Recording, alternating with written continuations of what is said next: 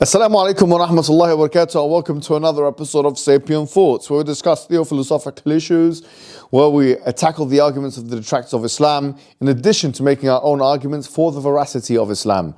Today, inshallah, we're going to be dealing with a hadith which references Adam alayhi salam, a prophet of Islam, as being 60 cubits tall, which is like 27 meters. And they say this is unbelievable and impossible. But before we get to this hadith, let's talk about the Islamic stance on the theory of evolution. Generally speaking, talking about the theory of evolution, Muslims don't have an issue, or shouldn't really have an issue, with speciation, adaptation, or even evolution of animals, because we believe that there's nothing explicit in the Quran one way or the other. And I actually done a podcast with Abdullah al-Ujairi.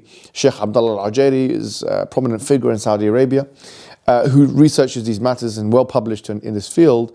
In my discussion with him, this was his opinion. So, which is quite frankly like 99.9%, if we look at it from a mass perspective, really 99.9% of the theory. The issue we have, we take issue with, or the point of evolution, the slither of which really diametrically opposes some of the Islamic narratives, is human evolution. Now, obviously, we have a narrative. We have a narrative in Islam, which is that Adam alayhi salam was created directly, or this prophet Adam was created directly by Allah, by God Almighty. And there are many things which differentiate human beings from the rest of the animal kingdom. Morality, the ability to question why, many different language, civilization, and so on and so forth. And it couldn't have been the case, we would argue, that we can actually in any way be equated to the rest of the animal kingdom, and there's something special about human beings. لَقَدْ كَرَّمْنَا بَنِي آدَمَ, Allah says in the Quran that He has dignified the children of Adam. So we don't necessarily agree or disagree. We can remain agnostic as to Darwinian evolution with other animals, but as it relates to the human being, there is something special about the human being, and that is why Allah created human being directly. And in this hadith, there's indication that He created Adam in 60 cubits tall. Now, the question is, this seems unscientific on many grounds, and I'll tell you what, on three major grounds. Number one is biological. Number two is archaeological, or paleontological, you could say as well, from a fossil record perspective. And number three, looking at the kind of disparity in sizes. If we do assume that there was a human being of such great magnitude in terms of size, how can we explain the fact that human beings are like, give or take, 6 foot tall, give or take, half a meter or whatever it may be, or more, right? But how can you explain this huge disparity in the fact that you're saying that you believe in Adam, who's 27 meters tall, and a human being now, which is, typically anything between 5'5" to 6'5", and obviously there are extremities on both sides of that equation. There's people that are taller than 6'5", like myself, and people that are shorter than 5'5", like many people. So here, there's two parts of the hadith which we need to pay attention to, which is the first part of the hadith talks about that Allah created Adam 60 cubits tall. And in terms of hadith, there are some narrations which don't mention this 60 cubits. And there are some narrations that do mention the 60 cubits. But we don't say that just because there are some narrations that don't mention the 60 cubits, that the narrations that do mention the 60 cubits are erroneous. That makes no sense, actually. This doesn't, and some people have attempted to argue that this means that this should be disbanded. No, that doesn't mean. That's not how the hadith science works. So that's the first thing. Other people say the second part of the hadith, which talks about لم يزل الخلق ينقص حتى الآن, that the creation is becoming smaller and smaller until now. They found it problematic because Ibn Hajar himself, he mentions, how could it be the case that this is happening, right? And we can see Ad and Thamud's kind of indwellings, the archaeological remnants of their indwellings, and we can see that their houses and the doors and so on were not so tall.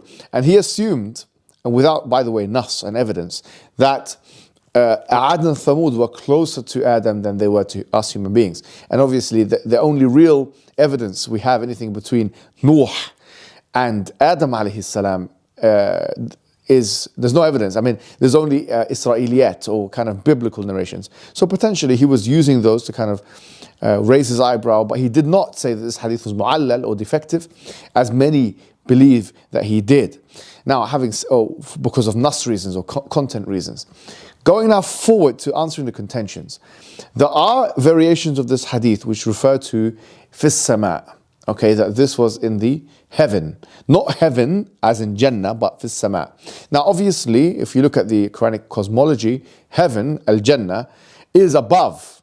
Okay, because obviously we know that the Prophet was taken there in the Isra wal Mi'raj. So it could be the case that this height and this mega size of 27 meters is specific to Jannah, and there's nothing wrong linguistically in believing that, because obviously we believe that Adam alayhi salam, he started his journey, yes, in heaven. I mean, we have a whole narrative where he was in a completely different place, and then Allah, he sent him down to the earth. He sent him down to the earth. Yes, he's created from the elements of the earth, but he was in many ways an extraterrestrial because he came from a completely different dimension and he came to this earth. Now, in that transition period, could he have shrunk? Could Allah have made him smaller? That's also a possibility. We're not disregarding that as a possibility, but there's no evidence of that from the Quran and Sunnah. So we can't say that that is what happened. Now, what we will say is this. Let's assume that Allah, he brought Adam down. He was 60 cubits either in heaven and on earth, or in heaven or on the earth. But let's just assume that he was 60 cubits in heaven and on the earth. So when he came down, he was also 27 meters. Which, by the way, now we're starting to make assumptions which we don't necessarily need to make. We can say, no, he was like that height in heaven, and when he came on the earth, he became normal height. That's something you can assume from the source. But let's not assume that. Let's say he was 27 meters on the earth. What's the problem? What's the problem? The problem are three different things now. Number one, biology. If we use the human anatomy that we have today as the reference point, if the human anatomy today is the reference point, how could it be that something that tall, or a human being that tall, the bone structure can maintain that kind of size, right? Because it will collapse because of the weight of the human being. Well, this is a fallacy because we're not starting with the human being today as the reference point. We're starting with, why would you start with today's human being as a reference point? The reference point is that 27 meter human being that we're talking about. That's the reference point. So if someone says, well, we know that if we keep doubling sizes, as I've even heard some Muslims try and say, keep doubling sizes in height, then the height will be so tall, and then the weight will be so much, and then the bones will not be able to handle that. Density of the bones will not be able to handle that.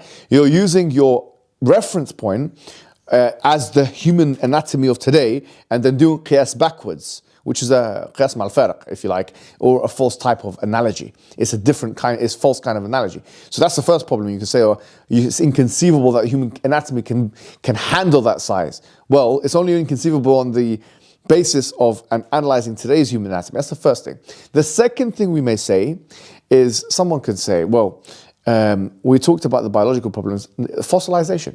How comes there is no fossil record of such a huge human?